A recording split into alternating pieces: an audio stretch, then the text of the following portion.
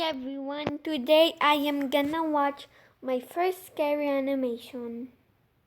And this is my first time doing this with all of you. So now I will let you watch and like and subscribe for more. Okay.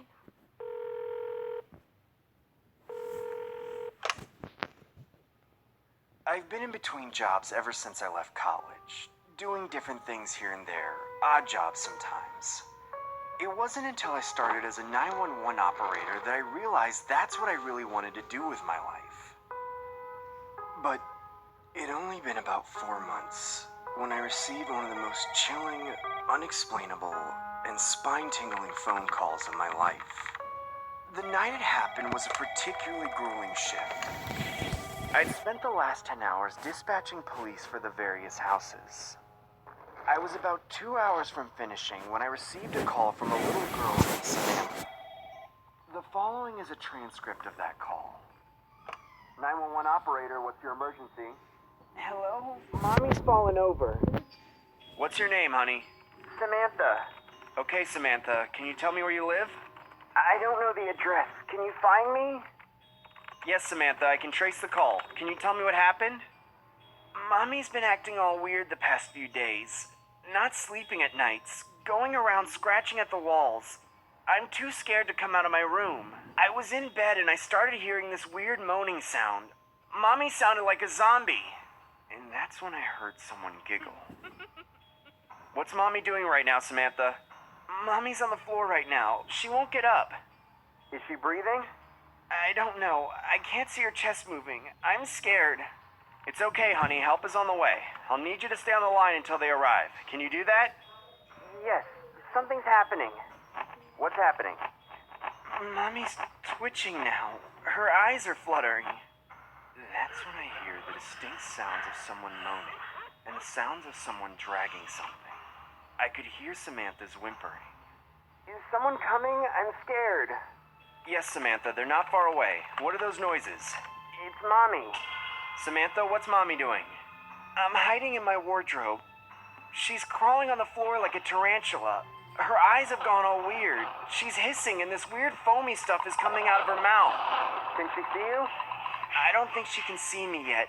Is someone coming? Are they close? Yes, very close. Just then, I heard Samantha whisper something.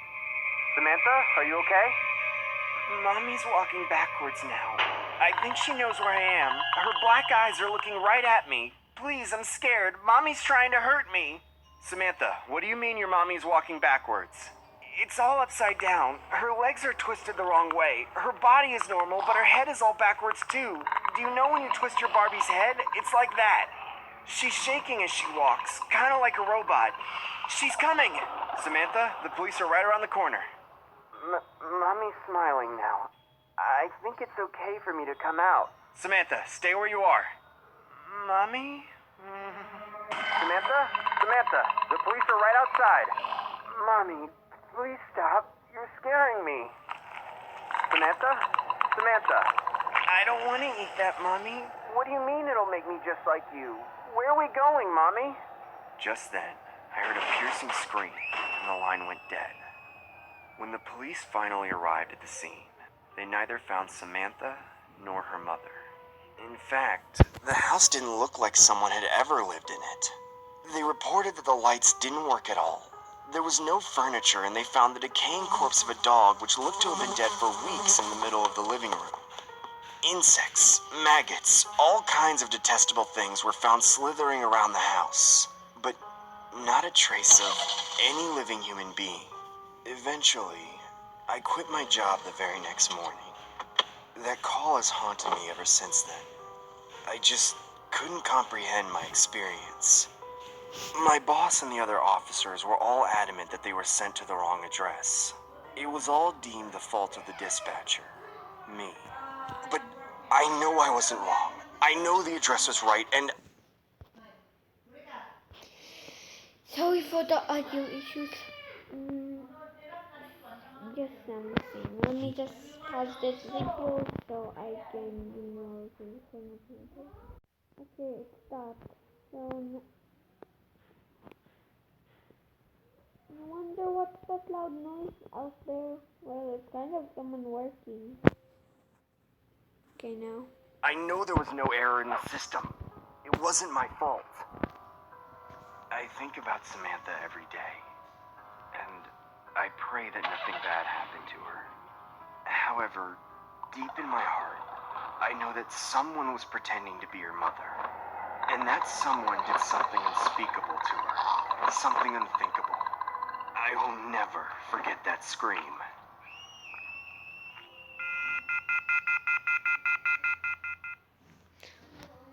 Okay, here it's not yet done, but I do not anymore want to do another one.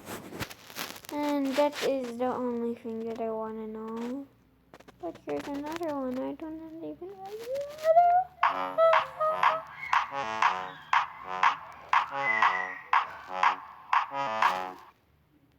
It was a dark, scary Halloween night in 2020. There were many kids again. It was a dark, scary Halloween night in 2020. There were many kids having a fun trick-or-treating, and the adults were giving out their candies. There was a group of kids who stood out whose names were Bob, Jimmy, Nick, Cameron, and Clyde. They were out all night trying to get as much. Okay, so sorry, but nah, let's just continue. Okay, I think it's time, and I already feel it's time to go, but this is the only thing. Much candy as they could get. Here. After they were done, they went to a bench and started eating and trading their candy. They then started to feel bored. There was nothing to do for the rest of the night. Jimmy had an idea. Guys, let's go explore the abandoned hospital down the road. I've heard it's super scary and there's a clown inside, he said. The rest of the group agreed to go. It was around 11 p.m. when they got there. The hospital was gigantic, with it being around 20 floors tall and was wide. As the only girl in the group, Cameron said she was way too scared to go to the hospital. She ended up running back home. There were only 4. When they went in, they could smell the dead bodies of rats and the mold that was growing in. You could see all the equipment still there and the beds scattered everywhere, with blood on the floor. After walking around for a bit, the whole group noticed that they saw something running behind them every couple of minutes. However, they didn't have any clue what it was. Then, they heard a voice telling them to get out multiple times. Get out. A couple of minutes later, they heard a piercing scream. The group looked around and realized that Clyde had disappeared. That's when it got serious. They were terrified and wanted to leave, but the doors latched shut from the outside and they were on the 12th floor. I think it's the one, the clown! Clyde! Clyde, where are you? Teary-eyed, Jimmy started yelling for Clyde. They soon accepted their situation and gave up. Nick went into one of the rooms and found many used syringes that they used to draw blood in. They took some, split up, and went to defend themselves. Since Bob was the one who was scared of little things, he just closed his eyes and swung his arm with the syringe. Jimmy, on the other hand, wanted to hunt down that clown and save their friend Clyde. Nick was just wandering around the hospital trying to find a fire escape, and there he was. About 12 feet away from him, the clown was standing there. He screamed, "Get out of my hospital!" However, instead of running away, Nick ran towards the clown as fast as he could, slid in between his legs, stabbed his back with the syringe, and finally ran out of the exit. He managed to unlatch the door and yelled for his friends to come back down, and the rest of them also succeeded in escaping. I'm going inside again. I have to save Clyde. When Nick told his friends, everyone tried to stop him, but he rushed inside. While he was going up the stairs, he found a baseball bat and grabbed it. After more walking, he found the clown in front of him limping.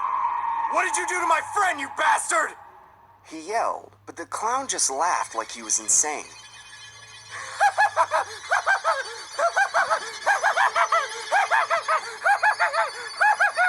Just then, he heard someone saying, "Help me," with a small voice. This time, he hit the clown right in the mouth with the baseball bat and ran towards the voice. He found Clyde locked in a room. "Let's get the hell out of here." They started to run down another fire exit. When they were halfway there, they heard heavy footsteps above them. Right there. They all knew who it was. They gave it everything they got. They ran down the stairs as fast as they could and escaped from the hospital. While Nick and his friends were running away to the police station, they reported that they saw a clown in the abandoned hospital. To their surprise, when the police arrived at the hospital and checked inside, there was no one in there. The clown was never to be seen again. Okay. So that's all the scary animation I want because that jump scared me. So bye! Like, subscribe for more scary animations. And I might do a part 2. Bye!